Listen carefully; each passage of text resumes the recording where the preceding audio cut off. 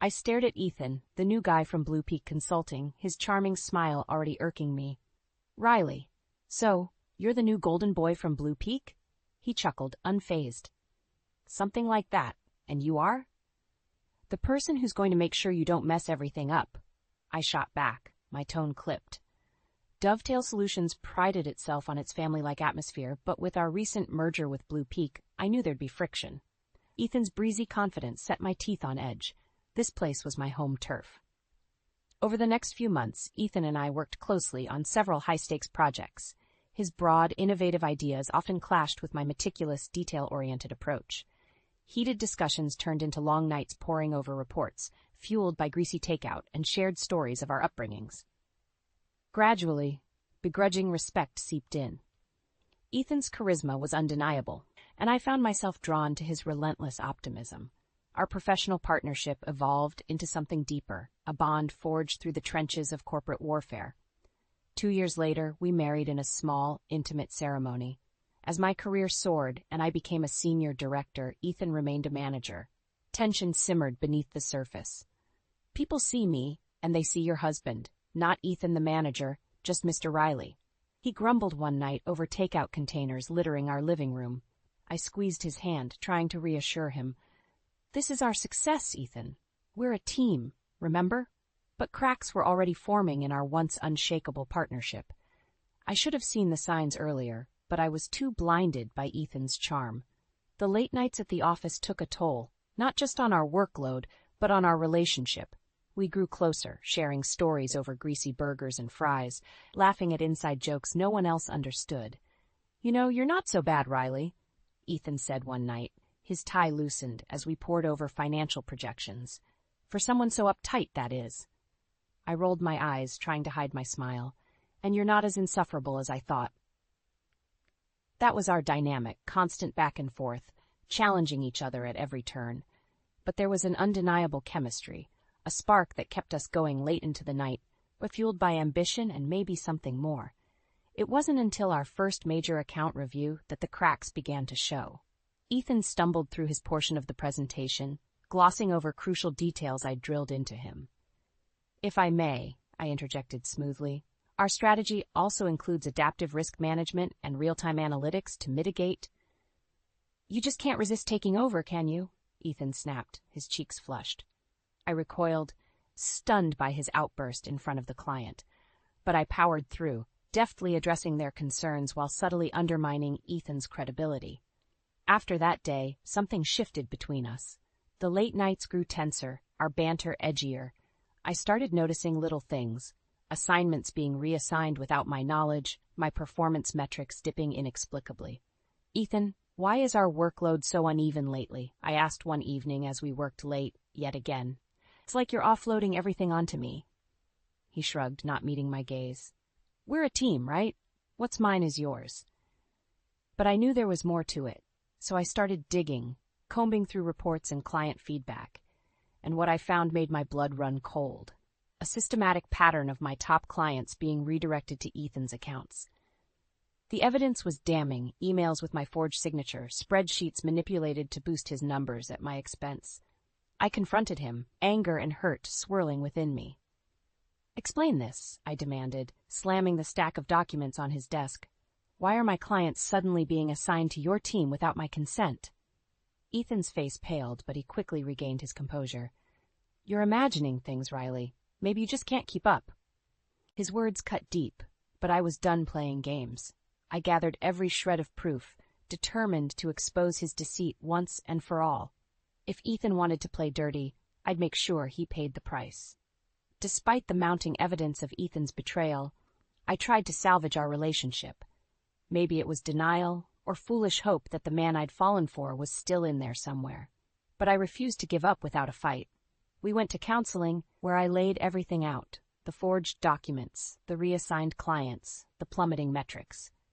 Ethan admitted to feeling overshadowed by my success, but swore it was a momentary lapse in judgment. I'm so sorry, Riley, he said, his eyes brimming with tears. You have to believe me. It'll never happen again. Against my better judgment, I wanted to trust him. We renewed our vows in a small ceremony, promising to rebuild our partnership on a foundation of honesty and mutual respect. For a while, things seemed better. Ethan was present, attentive, and his performance improved. I started to let my guard down, allowing myself to hope we'd make it through this storm stronger than ever. Then the unthinkable happened. I was passed over for a senior director role I'd been grooming for. Instead, the position went to Ethan, who was promoted to VP of Operations. How could they do this? I ranted to my best friend Lila over glasses of wine. After everything Ethan pulled, he gets rewarded? Lila squeezed my hand. I'm so sorry, Rye, but you know this place. Connections mean everything. Ethan probably just has the right allies. I wanted to believe it was just corporate politics at play. But deep down, I knew the truth. Ethan had sabotaged me again, this time more thoroughly than ever. The final straw came during a make-or-break presentation for a lucrative international client. I'd prepped Ethan extensively, drilling him on every possible scenario. But when the tough questions came, he faltered, stumbling over basic details. If I may, I interjected smoothly, shooting him a pointed look. Our adaptive analytics platform is designed to provide real-time insights, mitigating risks, and... Enough, Riley, Ethan exploded, his face flushed with rage. I've got this. But it was clear to everyone in that room that he didn't. The client rep, Jessica Marshall, leveled a withering gaze at him. Mr. Bennett, it seems you're struggling with the fundamentals here. Perhaps we should reconvene when you're better prepared. As they filed out, Ethan turned on me, his eyes blazing with fury. Happy now? You just couldn't let me have this one moment, could you? I met his glare, my own anger simmering. You brought this on yourself, Ethan. I tried to help you, but you were too arrogant and insecure to listen. His face contorted with rage, and for a split second, I wondered if he might strike me. But he just shook his head in disgust and stormed out, leaving me alone to clean up his mess once again.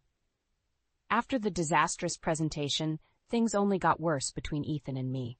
We could barely be in the same room without tensions flaring. What little remained of our marriage had withered, poisoned by resentment and mistrust. But I refused to back down at work. I poured myself into my projects, determined to prove my worth and reclaim the success Ethan had tried to steal from me. Late nights at the office became the norm as I immersed myself in analytics reports and client strategy sessions. Lila noticed the strain immediately. "Ree, you look like hell. When's the last time you got a decent night's sleep?" I waved her off, chugging another venti latte. "I'm fine, just working hard to get back on track." Her brow furrowed with concern. "Is this about Ethan's promotion? Because you know that was a total sham, right?" I forced a tight smile. "Don't worry about me. I've got this under control." But I didn't have it under control. Not at all. No matter how hard I worked, how many extra hours I put in, my performance metrics kept plummeting. Crucial clients and high-profile projects were being systematically reassigned to Ethan's team without my knowledge. One night, as I burned the midnight oil updating financial models, an email notification pinged on my laptop. It was from HR, approving the transfer of the Zephyr Technologies account, one of my biggest clients, to Ethan's portfolio. White-hot fury coursed through me as I realized the truth. Ethan was undermining me again, sabotaging my career in his relentless pursuit of success. This time, he wasn't just forging documents, he was manipulating the entire system. I stormed into his office, slamming the damning email printout on his desk. "Care to explain this?" I seethed, struggling to keep my voice steady. Ethan had the audacity to feign innocence. "Explain what? It's just a routine account transfer, Riley. No need to overreact." "Don't play dumb with me," I exploded. "You've been systematically stripping me of my clients and workload to make yourself look good." Just like before. For a split second, the mask slipped, and I saw the ugly truth in his eyes. The bitterness, the resentment, the twisted sense of entitlement that drove his actions. But just as quickly it was gone, replaced by that smarmy grin I'd once found charming. "You're just paranoid, babe. Maybe if you pulled your weight a little more, you wouldn't feel so threatened." His words hit like a physical blow, leaving me reeling. How could the man I'd loved, the partner I'd built a life with, treat me with such callous cruelty? I wanted to scream, to hurl every vile insult I could muster. But I knew that would only give him more ammunition. So, with a Herculean effort, I reined in my fury and met his gaze with steely resolve. This isn't over, Ethan. Not by a long shot. Turning on my heel, I stormed out, my mind already whirring with how to expose his deceit once and for all. He wanted to play dirty? Fine, I'd make sure he paid the ultimate price. With Ethan's betrayal laid bare, I knew I had to act quickly before he buried me completely. I gathered every shred of evidence I could find, the forged emails, the manipulated client reports, the discrepancies in project assignments. It was all there, a damning paper trail of his deceit. Lila was my rock through it all, helping me compile the files and offering a sympathetic ear when the weight of Ethan's actions threatened to crush me. "That bastard!" she seethed as we pored over the documents late one night. "I can't believe he'd stoop this low." I shook my head, fighting back tears of rage and humiliation. Believe it, this is who he really is. A selfish, insecure coward who'll do whatever it takes to get ahead. With the proof in hand, I requested an urgent meeting with Mr. Daniels, our CEO. He was a no-nonsense leader who valued integrity above all else. Surely he'd see Ethan for the snake he truly was.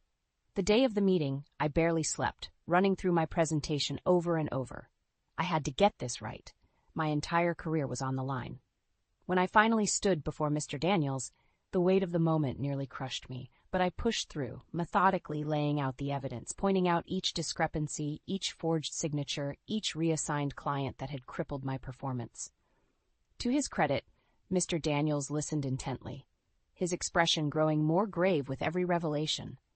When I finally finished, he leveled his piercing gaze at me. "Miss Bennett, these are extremely serious allegations. Do you have proof to substantiate your claims?" Without a word, I slid the thick file across his desk. He flipped through it, his frown deepening. Just then, the door opened, and Ethan strode in, that trademark smirk plastered across his face. "Sorry I'm late, everyone. What did I miss?" Mr. Daniels fixed him with an icy stare. "Mr. Bennett, can you explain why these client transfers and project reassignments were made without proper authorization?" For a split second, Ethan's mask slipped, revealing the panic simmering beneath. But he quickly regained his composure, letting out a nervous chuckle. "This has to be some kind of mistake, sir. I would never." "No mistake," I cut him off, unable to contain my fury any longer. "You've been sabotaging me for months, undermining my work, forging my signatures, all to make yourself look better. And here's the proof." I shoved the file towards him, daring him to deny the mountain of evidence staring him in the face. Ethan paled as he flipped through the documents, his hands trembling. Mr. Daniels slammed his palm on the desk, making us both jump. "Enough of this. Mr. Bennett, you're suspended pending a full investigation. And if these allegations prove true, you'll be terminated immediately. Is that clear?" Ethan opened his mouth, but no words came out. He simply nodded, his eyes downcast in defeat.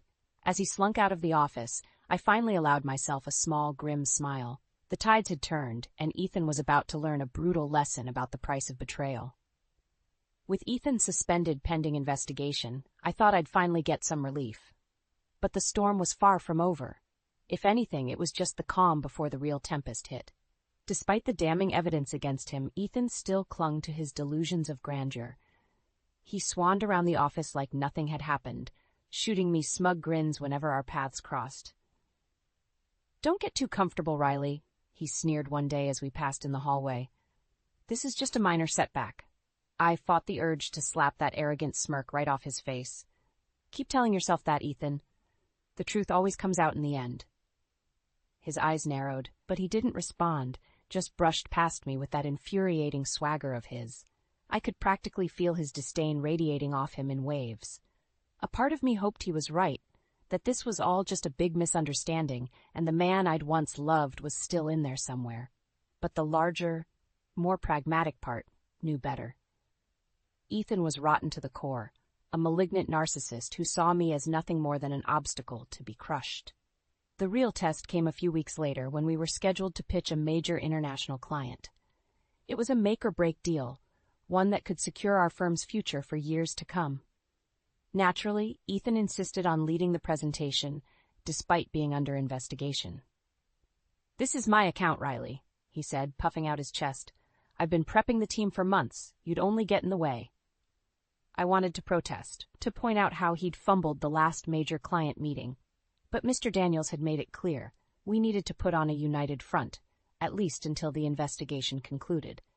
So I gritted my teeth and let Ethan take the lead, prepping him extensively on every possible scenario and objection. Maybe, just maybe, he'd finally get it right this time. The day of the presentation, I could sense the tension as soon as we entered the conference room. Jessica Marshall, the no-nonsense client rep who had witnessed Ethan's meltdown before, eyed him warily from across the table. For the first half hour, Ethan stuck to the script, breezing through the high-level concepts and projections. But then, the tough questions started rolling in, the kinds that required deep technical knowledge and strategic thinking. And just like before, Ethan crumbled under the pressure. So how exactly would your risk mitigation protocols adapt to fluctuations in the Asian markets? Jessica pressed, her eyes boring into him. Ethan stammered, his carefully rehearsed facade cracking. Well, you see, our platform utilizes cutting-edge algorithms, too. He trailed off, his eyes darting around the room in desperation. I could see the client's interest waning by the second. Enough was enough. I wasn't about to let this arrogant fool torpedo the company I'd poured my life into. Squaring my shoulders, I leaned forward. If I may, I interjected smoothly. Our adaptive risk analytics employ real-time data modeling to anticipate market fluctuations and dynamically adjust our mitigation strategies accordingly. I laid it all out, the robust testing protocols, the seamless integration with our clients' existing systems, the proven results from our pilot programs. With each point, I could see Jessica's skepticism melting away, replaced by keen interest. By the time I'd finished, Ethan looked like he'd been hit by a truck. His face was beet red, his jaw clenched so tightly I thought his teeth might shatter. As we filed out, he grabbed my arm in a vice-like grip, his eyes burning with impotent rage. "You just couldn't let me have this one moment, could you?" he hissed. "You had to swoop in and undermine me in front of everyone." I met his glare with stony resolve. "I was cleaning up your mess, Ethan. Again. Maybe if you'd actually listened during our prep session instead of coasting on blind arrogance, you could have handled those questions yourself." His grip tightened until it was nearly unbearable. For a split second, I wondered if he might hit me. But then his whole body seemed to deflate, the anger replaced by something far more chilling, cold, bitter hatred. Releasing my arm with a contemptuous shove, he turned and stormed off, leaving me to pick up the shattered pieces of his failure once more. After the disastrous client meeting, Ethan went into full meltdown mode. He ranted and raged to anyone who would listen, spinning wild tales about how I'd conspired against him, sabotaging his efforts at every turn. "She's been out to get me from the start," he'd snarl, spit flying from his lips. Couldn't stand the fact that I was more talented, more qualified for those big roles. His delusions knew no bounds. I was the one who'd built my career from the ground up, through blood, sweat, and tears. Not him. He was just a smooth-talking con man who'd schemed and cheated his way to the top, cutting anyone down who got in his way. But for all his bluster, the truth was rapidly catching up to him. Mr. Daniels had tasked an internal audit team to comb through our records, and the evidence they uncovered was utterly damning. Forged contracts, manipulated invoices, diverted client accounts, the extent of Ethan's deceit knew no bounds. He'd orchestrated an elaborate web of lies and misdirection, all to inflate his own performance at my expense. When Mr. Daniels called us into his office, I could tell he already knew the score. His face was grave, his eyes shining with a mixture of anger and disappointment. "Mr. Bennett, Miss Riley," he began, his voice heavy. "The findings from the internal audit are disturbing, to say the least." He slid a thick file across the desk, the meticulously compiled paper trail of Ethan's transgressions. My heart pounded as I flipped through the documents, each one more shocking than the last. Ethan, however, remained infuriatingly smug. "With all due respect, sir, this is clearly a witch hunt orchestrated by my bitter ex-wife. I've been nothing but a model employee." "Save it," Mr. Daniels cut him off, his tone laced with disgust. "The evidence speaks for itself. Forged signatures, falsified reports, illicit client transfers. You've violated every ethical code this company stands for." Ethan opened his mouth, but Mr. Daniels held up a hand, silencing him. "I don't want to hear another word out of you. You're terminated, effective immediately. Clear out your desk and turn in your credentials." For a moment, Ethan looked like he might argue. But one glance at the CEO's steely expression seemed to deflate him. He simply nodded, shoulders slumped in defeat. As he shuffled out, I couldn't help but feel a pang of sadness amidst the overwhelming sense of vindication. This man, this pathetic, broken shell of a human being, had once been my partner, my best friend. Where had it all gone so wrong? Mr. Daniels must have sensed my turmoil, because he cleared his throat gently. Miss Riley, I can't begin to express how disappointed I am in Mr. Bennett's actions. But I want you to know we value your integrity and commitment to this company above all else. He slid another document across the desk, a contract promoting me to VP of Operations, Ethan's former role. It's time for a fresh start, a renewed commitment to the principles that made Dovetail great. I can think of no one better to lead that charge than you. Tears stung my eyes as I accepted the contract, overcome with a heady mix of pride, relief, and sheer exhaustion. It was finally over. The lies, the betrayal, the constant battle to prove my worth. I'd won. But as I inked my name on that crisp new contract, I couldn't help but wonder at what cost that victory had come. In the aftermath of Ethan's spectacular downfall, I thought I'd finally find some sense of closure, of hard-won peace. But the wounds he'd inflicted ran deeper than I could have imagined. As I settled into my new role as VP of Operations, reorganizing teams and redoubling our commitment to ethics, the specters of his betrayal haunted me at every turn. I'd catch whispers in the hallway, colleagues shooting me furtive glances laced with pity and judgment. Did you hear what that bastard did to Riley? I always knew there was something off about him. It was like an endless drone in the back of my mind, a constant reminder of the humiliation I'd endured at the hands of the man I'd once loved. Ethan, for his part, maintained a defiant front in the face of his spectacular downfall. He refused to acknowledge the depths of his deceit, instead painting himself as the victim of some grand conspiracy. Riley's always been threatened by my talent. He'd sneer whenever I saw him clearing out his belongings. She'll do anything to tear me down and make herself look good. I wanted to scream, to hurl every vile insult I could muster at his smug, delusional face. But I knew it would only give him more ammunition, more fuel for his twisted martyr complex. So I maintained a stoic silence, refusing to dignify his ranting with a response. Let him live in his pathetic fantasies. I had a company to rebuild. With Ethan finally banished, I doubled down on restructuring our operations, emphasizing transparency and accountability above all else.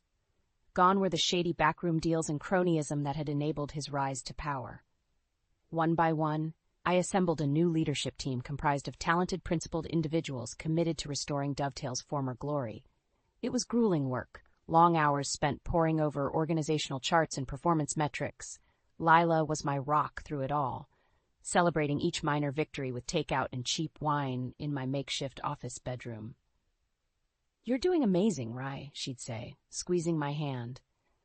"This place was a cesspool before, but you're making it something to be proud of again." Her words buoyed me through the toughest days, when cynicism and self-doubt threatened to drag me under. This was about more than just professional redemption. It was about reclaiming the part of myself I'd nearly lost to Ethan's poisonous influence. Of course, there was still the matter of my personal life to confront.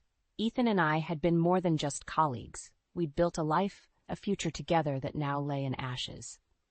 As the dust settled and the raw fury subsided, I knew we'd have to face the inevitable. It was a crisp fall evening when I requested that final meeting, the one I'd been dreading for months.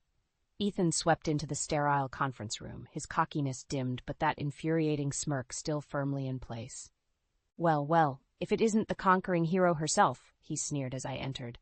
"To what do I owe this pleasure, Miss VP?" I leveled my gaze at him, mustering every ounce of strength and composure. "Ethan, this isn't just about work, it's about us. What's left of us, anyway?" His bravado faltered, just for a moment, before the mask slipped back into place. "Oh, I see. You just couldn't resist one last chance to rub my face in your victory, could you?" I shook my head, suddenly bone-weary from the weight of it all. "You still don't get it, do you?" I said softly. "This was never about winning or losing.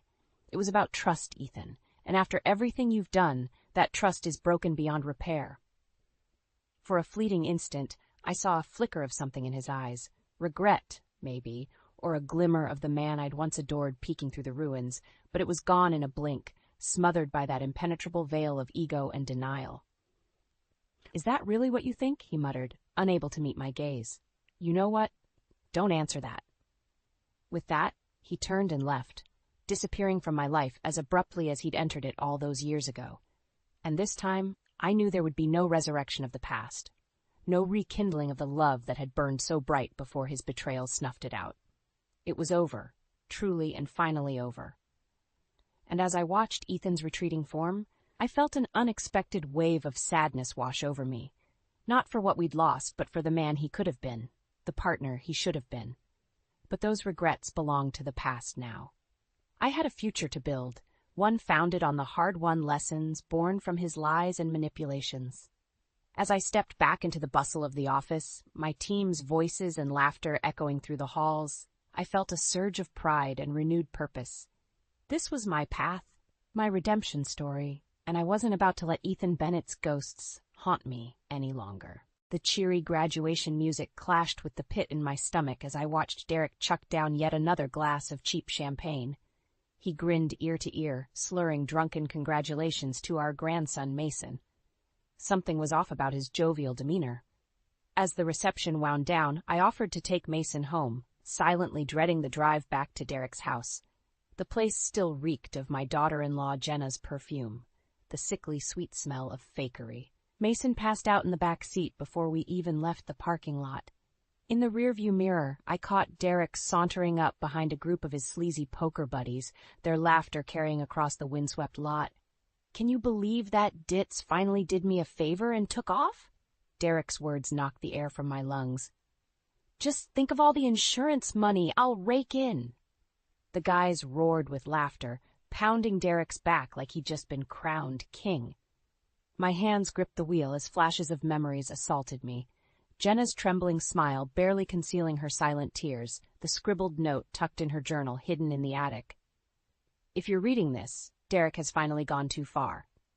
In that moment, my suspicions solidified into a grotesque reality.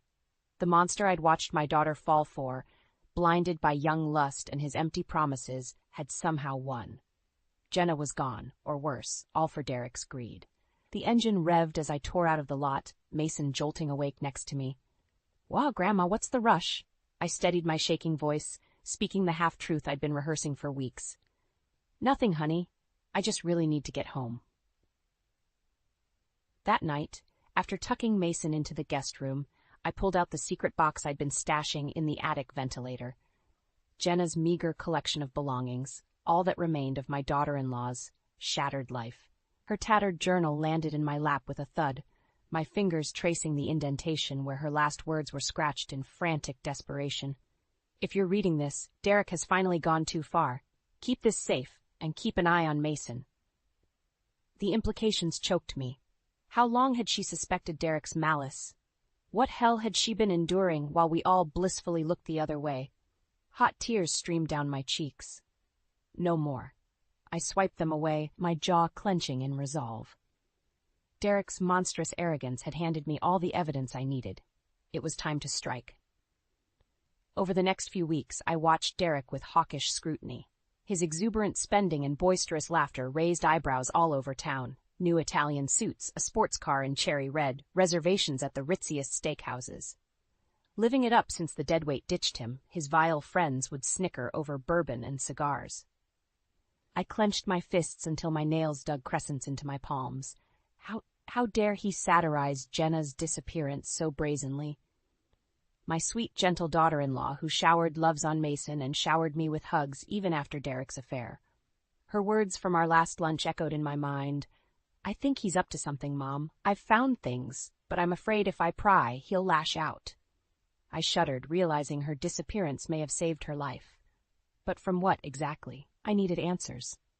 My first stop was the bank, requesting statements for all of Derek's accounts, a ploy I spun as concerning for his sudden affluent spending. The documents told a story of deception, maxed credit, compounding gambling debts owed to some terrifying names, and a 7-figure life insurance payout scheduled just weeks after Jenna's disappearance. My blood boiled. That smirking, materialistic snake wasn't grieving. He was cashing in on his wife's vanishing act. I longed to confront him but fought off my rage, knowing I'd need an incredible smokescreen to take him down. Next, I turned my sights on Jenna's inner circle, starting with Tara, her closest work friend. He had money troubles, big ones, Tara confided over a hushed brunch, and Jenna suspected he was unfaithful again, though she never confided details with me. She wrung her hands, voice cracking. I'm just so worried I know, I stated firmly, which is why we're going to find her. Tara's eyes burned with promise. Whatever you need. With an ally and a trail of evidence, Phase 1 was complete. As satisfying as lashing out at Derek felt, I knew I'd have to be patient and judicious. The path ahead would require deft precision. One false move and Mason's safety would be jeopardized. My grandson's life hung in the balance, and I'd be damned if I allowed that snake Derek to slither his way out of this. It was time to enlist some professional assistance from a friend who'd spent his life hunting reprobates like Derek. Phase 2 required calling in the big guns, starting with hitting up my old pal Raymond. Raymond's brow furrowed as he pored over the paper trail I'd compiled on Derek. Bank statements, phone records, even a sordid photo from the strip club where he'd been caught cheating months ago. This is one twisted character you're dealing with, he muttered, shoving the stack aside with a disgusted huff. But it's a good start. I bristled at his nonchalance. A start? Ray, that praved con man plotted to kill my Jenna. Raymond's eyes softened as he reached for my hand. I know, Elle, and we'll nail that bastard's hide to the wall. But we've got to be meticulous, build an airtight case piece by damning piece. Grinding my teeth, I gave a reluctant nod. As a retired police captain, Raymond knew how to play this sadistic game. As much as I craved to barge in, fist-swinging, cooler heads had to prevail, especially for Mason's sake. That poor kid had been fed lie after lie by his father, thinking his beloved mother simply took off. The thought of him trapped in Derek's clutches made my skin crawl. Over the next several days, Raymond and I built a coordinate strike, burning the midnight oil over whiskey and case files. He leveraged his old officer contacts to unearth the sordid details, Derek's bookies, his side chicks, and most damning of all, the inflated life insurance premium he'd started paying weeks before Jenna's vanishing. There's our motive, Raymond said, tapping the document. He quite literally took out a policy on her life before attempting to, well... A lump formed in my throat as I considered the depths of Derek's depravity. What's more, as a teacher with modest earnings, Jenna had been blindsided by the massive payout. No wonder Derek was living so large. With every clue, the picture became clearer. He'd been setting the stage to cash in, all while keeping my beloved girl-in-law clueless to his sinister plot. The dizzying realization made me queasy. Just as I steadied my breath, Raymond slid another photo across the table. Derek stumbling from a sleazy motel room, lips smeared in tawdry lipstick, his sly grin stretching ear to ear. This was taken 3 days after Jenna went missing, Raymond said grimly. Care to guess who our friend in the cowboy hat is? I squinted at the petite blonde emerging behind Derek, her face partially obscured but still achingly familiar. Tara, Jenna's friend. The same young woman who had just promised to help us bring her down. The deception left me seething as my fists clenched. I should have known that snake couldn't be trusted. But then it hit me. What if this was merely another strategic deception, one that could play perfectly into our trap? A slow smile spread across my lips. Oh, she's going to help us all right, I purred, snatching up the incriminating photo. More than she'll ever know. Raymond cocked an eyebrow but said nothing, wise enough to let me take the reins. He simply refilled his glass as I outlined my master plan, one that would leverage every last player on the chessboard to protect Mason and bury Derek once and for all. Revenge, like justice, would be best served piping hot. The family dinner was a dry run for my grand inquisition of Derek. Raymond and I had meticulously assembled every document, every photo, an overwhelming case to dismantle his lies once and for all. Yet a bigger challenge loomed, Mason. His allegiance was still divided between his beloved late mother and his manipulative, very much alive father. I had to tread carefully, protecting him from the full, sordid truth until Derek's defenses were shattered. Mason eyed me cautiously from across the table as I laid out the bread and salad. Derek, ever the arrogant fool, filled his wineglass to the brim, oblivious to the reckoning on the horizon. "You've seemed awfully preoccupied lately, Elaine," he said with a smirk. "Everything okay over there in Vinegar Villa?" I bristled but maintained my poise. "Everything is fine, Derek. I've just been catching up on some reading." His brow arched in mock concern. "Oh, do tell. Maybe I can recommend a nice work of fiction to lift your spirits." The venom in his voice was palpable. This smug bastard had no shame, did he? No matter, I'd wipe that Cheshire grin off his face soon enough. Suppressing a twisted smile, I retrieved the thick manila folder tucked under my seat. "Actually, I've been studying up on much more riveting literature. The kind with pictures." With a flat thump, I slapped the folder on the table, its contents spilling free: crime scene photos, bank statements, Inizined motel stills. Raymond remained stoic, but Derek's complexion drained of color. "The hell is this?" he sputtered. "The truth," I said evenly. I turned to Mason. "Something your father seems allergic to." Mason's eyes darted between Derek and me. Horrified confusion splashed across his face. "Dad, what—" "Don't listen to her, son," Derek spat, sweat beading his brow. "Your grandma's had too much goddamn Pinot and—" "I've had enough," I roared, slamming my fists on the table. "Enough of your lies, your philandering, your vile disrespect for Jenna and this whole family." Wine sloshed from overturned glasses as Derek shot to his feet. "How dare you, you conniving old bat! You've gone and lost your damn mind." Raymond rose like a monolith beside me, his baritone voice cutting through the commotion. "Can it, dirtbag? The Hashers are all here, therapists, clergy, everyone who gave a damn about Jenna. We've got enough to put you away for—" I tuned out the legal jargon, focusing on Mason. Shock and horror contorted his boyish features as the weight of the truth crashed over him in waves.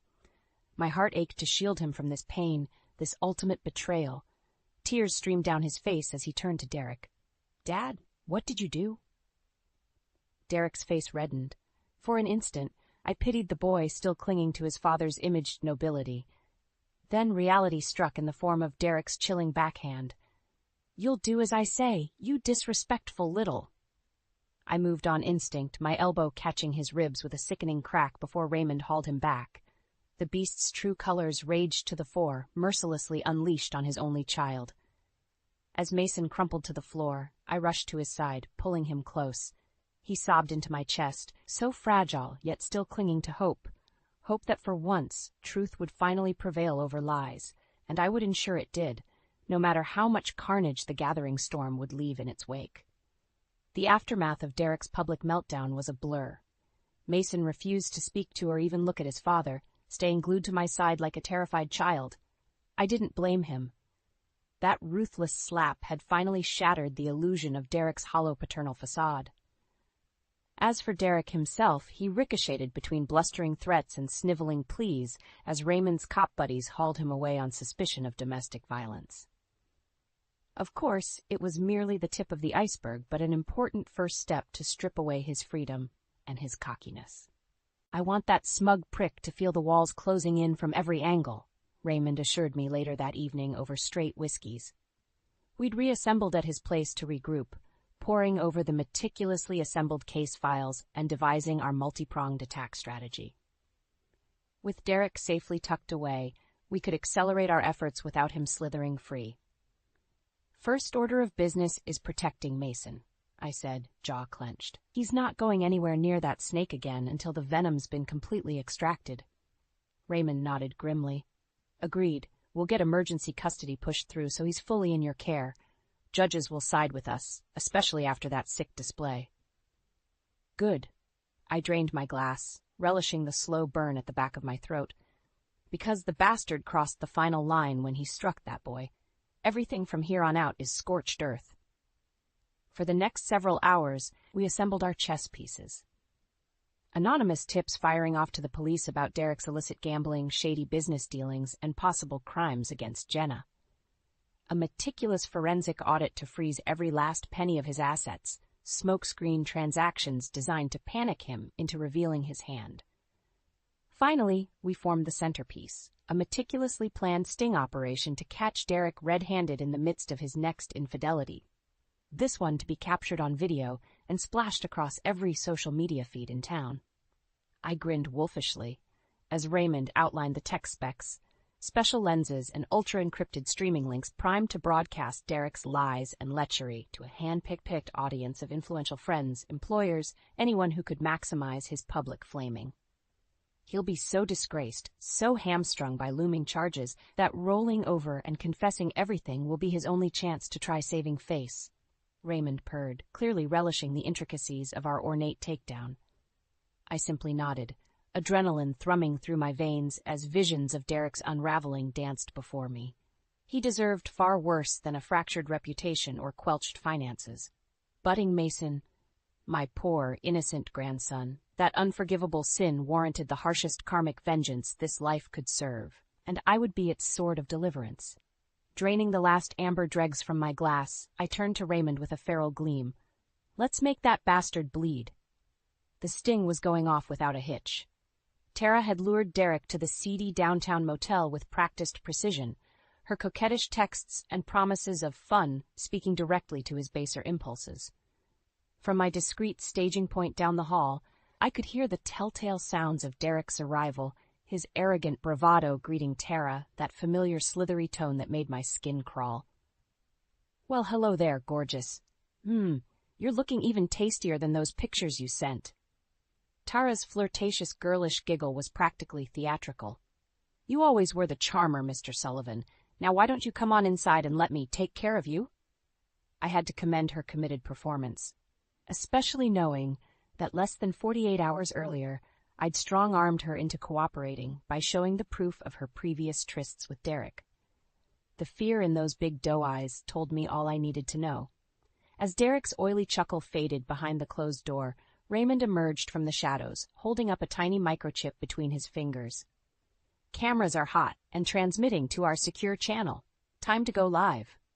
We slipped on our headsets and tapped into the feed just as Derek was peeling off Tara's satiny robe, his meaty paws groping her lithe frame with shameless entitlement. God, I've missed this body. The lewd image was merely prelude for the fireworks to come. I thought of Mason, still recovering from his own traumatic disillusionment, and my righteous resolve strengthened. Expose this charlatan for the abusive, self-serving creep he was. That was the only path to justice. On Raymond's mark, our crew activated a precise digital operation, one that broadcasted the live stream to very specific trusted contacts, church leaders, Derek's employers, charity figureheads, upstanding people mortified to see one of their own engaged in such debased improprieties. Pandemonium erupted as our network expanded exponentially across the small town, the shock and horror reverberating through the entire community. The calls and messages deluged my phone in a barrage of disgust and repudiation, and through it all, Derek remained oblivious to his unraveling, rutting away on that tawdry motel room bed, at least until Raymond's gruff voice broke through the speakers. "Having fun there, dirtbag." Derek froze, his bulging face snapping up in wild-eyed panic. What is this?" "A reckoning," Raymond replied coolly. "One that's coming at you from all sides, thanks to that cute little video feed you're starring in." At that moment, Derek's phone began ringing off the hook, every busybody and professional contact bearing witness to his brazen indiscretions. His frantic howls and fumbled attempts to kill the stream were utterly fruitless. The depraved spectacle was live for the world to see. Somewhere in that pathetic display of panic and shame, I was dimly aware of Tara gathering her clothes and darting from the room. Her part in our charade was over. Mine, however, was just beginning. Time for the snake's final constriction. Straightening my spine, I strode down the hallway with purpose. The door opened before I could even knock. There stood Derek, his sweaty, horrified face almost subhuman at this point. I locked eyes with the wretched creature, letting the waves of reviled anger wash over me. "Hello, Derek," I said coldly. "We need to talk." Derek's world was crumbling. I could see it in his wild, desperate eyes as he stared back at me in the dingy motel room, utterly shell-shocked. This has to be some kind of mistake," he stammered, struggling to cover his nakedness. "You can't seriously think I'd—" "Save it," I snapped, his pathetic excuses like sandpaper against my resolve. "The jig is up, Derek. We have everything, the affairs, the gambling, the insurance scam you tried to run on Jenna. It's all been exposed." He recoiled as if struck, his bravado finally deflating under the weight of his sins laid bare. Raymond emerged from the hallway, arms crossed like a sentry guarding an inmate. 2 uniformed officers flanked him, eyes scanning Derek with undisguised repulsion. "We've got enough to put you away for a long time, Sullivan," Raymond growled. "But even prison will be a cakewalk compared to the beatdown your reputation's about to take." As if on cue, Derek's phone erupted again, a cacophony of shrill rings and pinging text notifications. The shock, the scorn of his community discovering his web of depravity in such dramatic fashion. I watched as he picked it up with a shaking hand, scrolling through the onslaught of vitriol numbly. This can't be real," he whispered, complexion blanching. "I'm ruined." "Not yet you aren't," I said with chilling finality. "But you can start making amends right now by telling us the truth about Jenna." Derek's roomy gaze flicked up to bore into mine, twin vortices of panic and hatred swirling in their depths. In that moment, I caught a glimpse of the darkness that must have consumed my sweet Jenna's final days, the insidious dread she felt around this man she'd once loved. My stomach turned, but I held my steely glare. "What did you do?" For a span of harrowing seconds, Derek was utterly mute, the whirlwind of his sins rendering him catatonic. Just when I began to lose hope, his thin lips parted once more. "I just wanted out," he croaked, voice barely audible. "The debts, the money problems. I thought if I could just make her disappear, that big insurance payout would solve it all." The words hung heavy in the fetid air, a damning admission of his greed and monstrosity. Raymond tensed beside me, but I raised a hand to stay him. I needed to hear the unvarnished truth.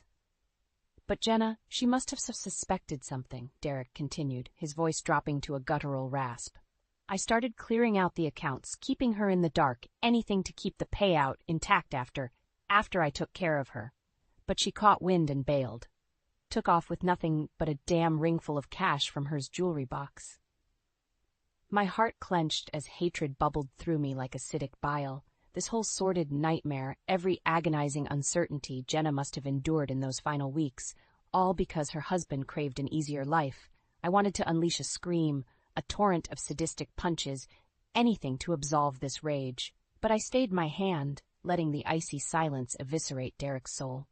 Because in this moment, I realized my revenge was complete. He was already in hell, forged of the very lies and betrayal he'd callously inflicted on everyone around him. The stain of his sins would never wash off.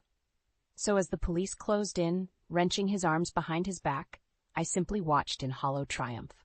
No satisfaction, no feeling of release. The monster's secret was out, his freedom forfeit. But at what cost had this justice come? The question haunted me, as Derek was hauled away in disgrace. At last, the search for Jenna could begin in earnest. I only prayed that this nightmare's ending would allow for a shred of healing to take root. The call came just after midnight, Raymond's gruff voice crackling through the line with a mixture of elation and sheer disbelief. "We found her, Elaine. Jenna's alive." My legs buckled as the words washed over me, equal parts rapture and terror paralyzing my every nerve. After weeks of feverish searching, haunted by visions of her scared face from that hidden attic journal, she was out there somewhere, safe. Raymond relayed the details. An anonymous tip from a diner waitress in Santa Fe who recognized Jenna's photo from the news broadcasts. Apparently she'd been serving there under an assumed name, laying low as a refugee from her own life. Relief and rage churned through me in sickening waves. While Derek rotted in jail awaiting trial, my poor girl had spent months as a fractured ghost, severed from her loved ones by the man who vowed to honor and protect her. But she was safe. That mantra alone propelled my shaking feet into action, every maternal instinct roaring to reunite with my unsung warrior. The airport's fluorescent lights stung my weary eyes, but I blinked past their glare, scanning every haggard face passing through customs. At last a familiar figure emerged, chocolate ringlets framing her hollow cheeks, her slender frame seeming to hunch under an immense invisible weight. "Mom?" she whispered, tentative and childlike. That was all it took to release the torrent. With a strangled cry, I gathered Jenna into my arms, clinging to her fragile bird bones as the dam burst. We sank to our knees in a tangle of sobs, fear and regret, and blessed relief whirling around us in a maelstrom. "You're safe," I gasped between heaving breaths. Oh God, you're safe. For long moments, we were lost in our raw reunion, willfully blind to the churning current of life swirling around us. When at last Jenna leaned back, her eyes were glassy yet shining with a rekindled spark. How? She stammered, the word more rugged gasp than true question. I stroked her matted curls, grimacing at how frail and hounded she looked. No mother should ever have to see their child in such pain. It's over, I said firmly, steadying my voice. Derek confessed everything. With help from Raymond and some other supporters, he was exposed and arrested for what he did. All the debts, affairs, everything. It's finished. A tremulous sigh escaped her, somewhere between anguish and blissful release. So he'll never hurt me again? Never, I said, pulling her close, and I'll make damn sure that snake never gets within a mile of my family ever again. Jenna stiffened at that, pulling back with a panicked look. Oh, God, Mason! Is he? Hey now, it's all right. I raised a soothing hand, unwinding the knot of fear in her gut. Mason's safe and sound, sweetie. He's with me for now, tucked away from all the ugliness. As soon as you're ready, we'll be a family again. Her hand trembled as it found mine, squeezing with the first embers of a familiar strength flickering back to life in those lost hazel eyes. I don't know how I'll ever thank you for not giving up on me. I gave her a reassuring look as my own tears flowed freely. Sometimes revenge is what gets you through the night, baby girl. But for a mother's love? I pressed my forehead to hers, savoring our reunion as a brilliant new dawn broke on the horizon. That burning light will always lead me home.